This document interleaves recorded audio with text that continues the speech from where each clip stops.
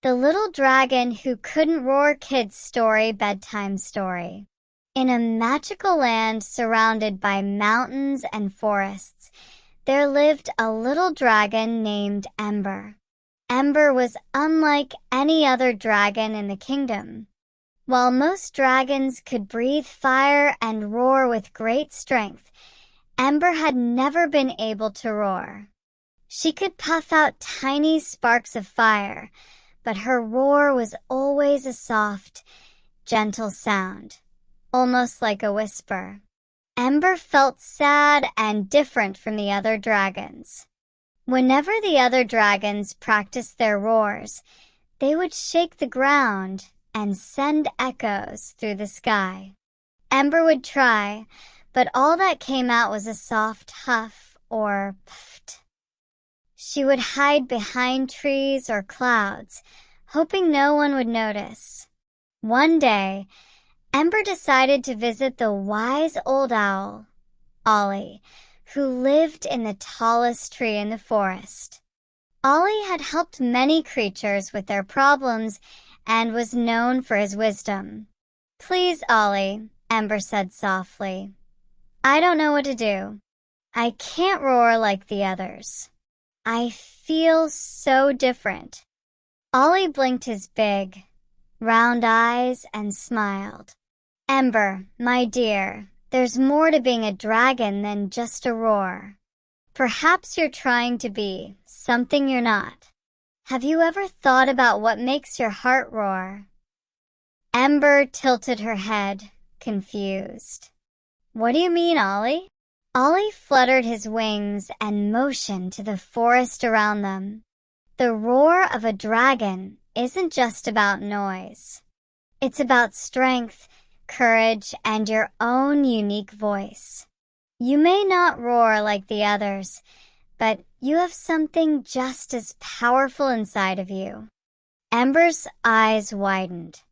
She had never thought about it that way before. With a determined heart, she decided to discover what her true roar was.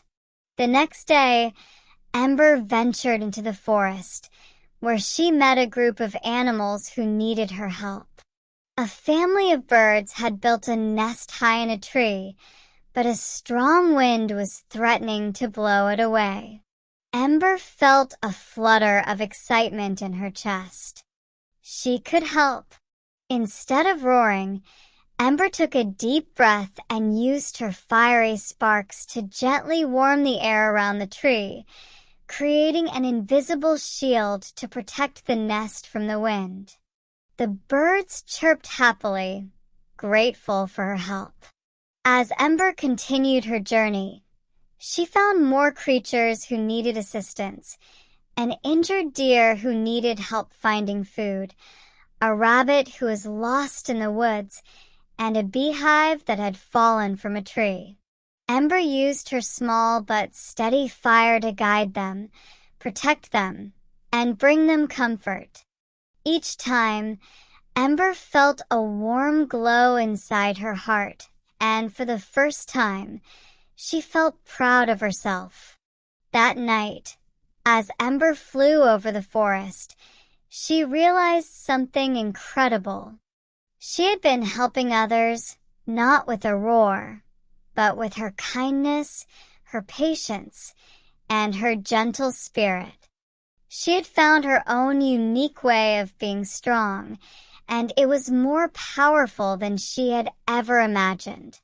The next day, Ember returned to the Dragon Kingdom, where the other dragons were practicing their roars again.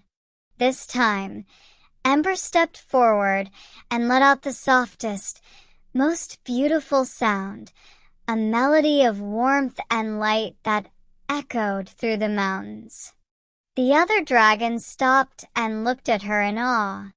"That was amazing, Ember," one of them said. "You've found your own roar." Ember smiled, her heart soaring. "I don't need to roar like everyone else," she said.